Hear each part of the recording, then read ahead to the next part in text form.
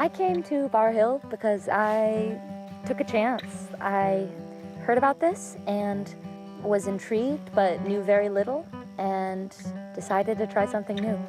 Because I needed a chance to get back in touch with green, a chance to get back in touch with technique, and to breathe and see the earth and experience artists from a different background. Here at Barr Hill, we have what is called bottom of the hill stuff, which is, you know, things that are weighing you down, that are stressing you out, that you leave at the bottom of the hill before you make that trek up. From the moment that I got here, I was just, this land took my breath away.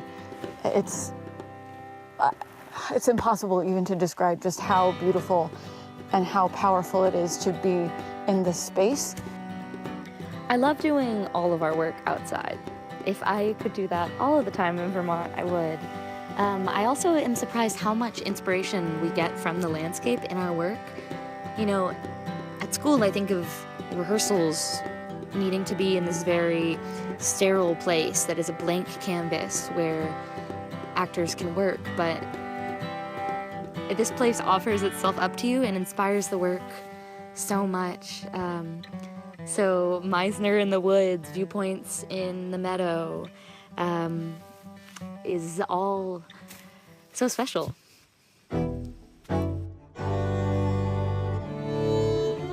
So really everything we do is the actor training, which includes the meal prep and the fire building and the meditation, but the more focused actor training is viewpoints and Meisner technique.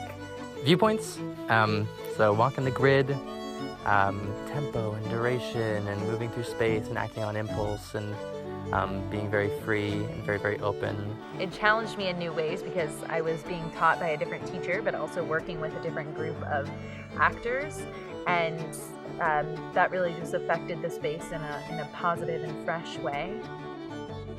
The other major sect of the acting training, the Meisner work, mostly repetition-based.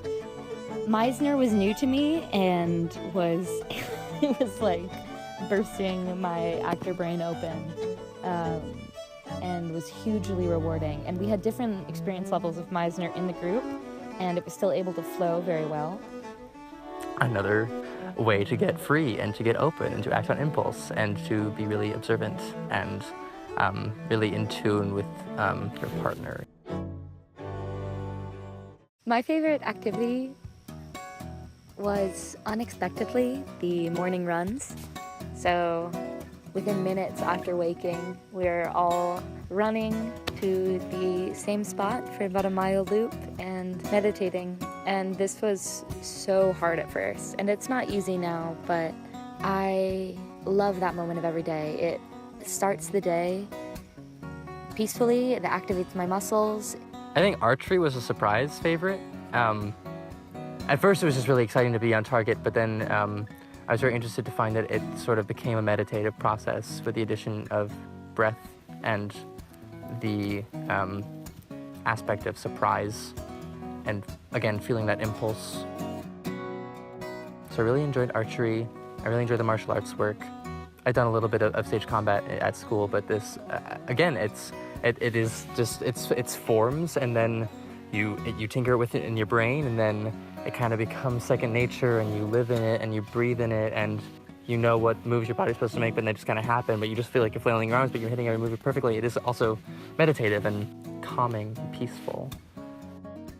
Well, I'm a city kid, so I grew up in New York City. I wasn't expecting to come here to this like self-professedly acting retreat and learn how to build a fire.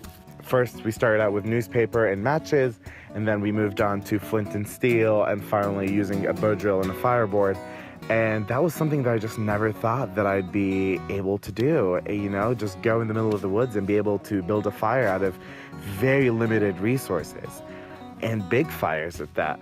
So that was a moment that definitely surprised me, because it's just something that I was like, wow, I can do this. I'd say my favorite activity was this 3-stage pranayama breathing work.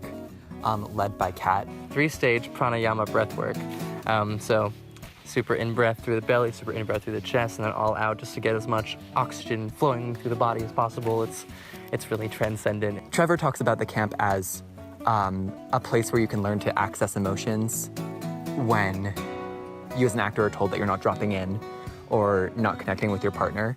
And I think meditation generally leads to a state of gentleness and openness that maybe daily life doesn't cultivate.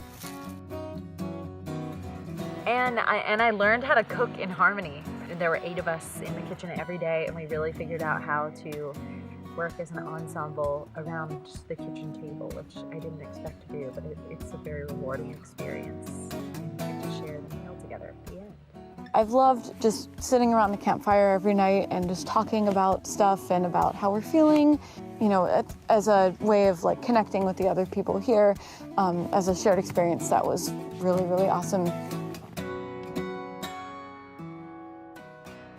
Trevor is a really kind and patient teacher.